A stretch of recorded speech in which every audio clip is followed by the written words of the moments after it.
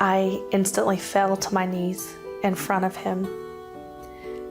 And I knew that I was falling in the presence of God. Crystal McVeigh wasn't having a dream. She had died and says she woke up in heaven. And it was this God that I had run from my whole life. Her journey away from him began when she was molested at 3 years old. I grew up believing that I was disgusting and broken and filthy. Crystal went to church with her mother. When she was 8, she accepted Christ and was baptized. She hoped that would cleanse her from the guilt and shame of being molested. But the abuse continued until she was 12 years old. I decided that there were two options. Either one, there was a God and he didn't love me for whatever reason, because he hadn't stopped the things that had happened in my life, he hadn't saved me. Or two, there was no God. In her teen years, Crystal started using drugs and alcohol and was promiscuous. By the time she was 21, Crystal was a divorced mother with 2 children. Finally, at 28, she settled down and married Virgil, and they had twins. 10 months later, in December 2009, doctors performed a routine procedure that triggered pancreatitis. She had complications and ended up with a 110-degree fever. Her mother, Bonnie, came to the hospital. She didn't look right. She looked swollen to me. They had put her on a pain pump. I felt very calm and very peaceful. And I remember opening my eyes and seeing my mom sit at the chair at the foot of my bed. And I told her that I loved her. Mom, I love you. She felt cold. And when I looked up, her lips were blue.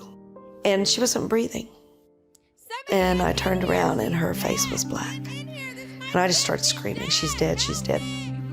The nurse told me, she said, you need to leave, you need to, and I told her, I'm not going anywhere. Code Blue, we need the crash cart in here. Quick. For the next 9 minutes, doctors and nurses tried to resuscitate Crystal. About that time, Crystal's husband Virgil arrived. Everything went through my mind. I didn't know if she was alive, I didn't know if she was dead. I know why they didn't want me in there. It's violent. And so her 9 minutes in heaven were my 9 minutes in hell. While the team worked to revive her, Crystal says she was in heaven. The first thing I remember becoming aware of was that I was still me. And I was still the me who had just told my mother that I loved her and died. And I was very aware of the fact that I had just died.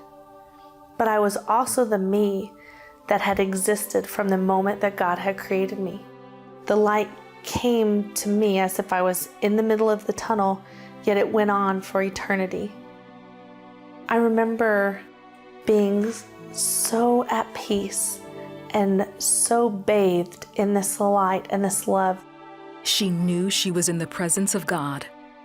I didn't see a face. I didn't see any features other than this beautiful light. And words like amazing and perfect and beautiful, they fall so drastically short. I could not get enough of him. I could not breathe enough of him in. I could not get close enough to the light, and the light was all over me. Then, Crystal says she tried to ask God a question.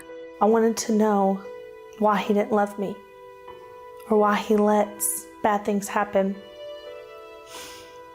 And yet as I stood in front of him and I faced him and I fell to my knees and I raised my hands, the question I called out to him was, why didn't I do more for you? Because in an instant, he revealed his true self to me, which is love. I had never truly worshiped God ever in my entire life, but I fell in front of him and I worshiped him. And as I lay there in worship and awe of this Creator, I remember saying I could worship you for eternity. Crystal traveled with God down a tunnel toward the gates of heaven. She noticed a small child ahead of her. She wore a bonnet on her head and she had a little white basket in her hand. I watched her pick her basket up and dip it in the light. She would scoop it and then she would dump the light out as if it was water, and the light would cascade out of her basket, and she would throw her head back and she would laugh. And every time she laughed, every time she moved, my spirit began to swell as if it was a balloon with love. God revealed to Crystal that she was seeing herself at 3 years old. She was me at the moment that the enemy stepped into my life and whispered that I was worthless, that I was broken, that I was disgusting, that I got everything I deserved. She was the 3-year-old that heard that God didn't love her, that He had abandoned her, that He had forsaken her, and that God didn't exist. And He allowed me to know that He had allowed me to look through His eyes and to see the truth. And the truth set me free. All of Crystal's doubts about the existence of God and His love for her faded away. I remember what it felt like to be in chains. And I remember the moment that He took them from me. I was free, and He didn't just say, "Crystal, I love you." He allowed me to experience His love, and His love almost made me explode. Then Crystal says she heard her mother calling her name. And I said, "Can I go tell her that I'm okay?" And He said, "The choice is up to you." And I turned away from this light to go and find where her voice was coming from. And when I turned, He said, "Tell them what you can remember." And I remember calling back, "I'll remember everything, and I'll be right back." And I looked down through the floor of this tunnel of heaven, and it was as if I was looking at 1,000,000 shimmering diamonds. And the instant that I noticed those diamond-like substance, I was back in my body. Crystal woke up in the hospital surrounded by the medical team. And I turned to my mom, who was crying, and I told her that I was in heaven, that I was with God, and that I was in the most beautiful light, and that I was okay. Crystal left the hospital 8 days later. She'll tell you she left there a different person.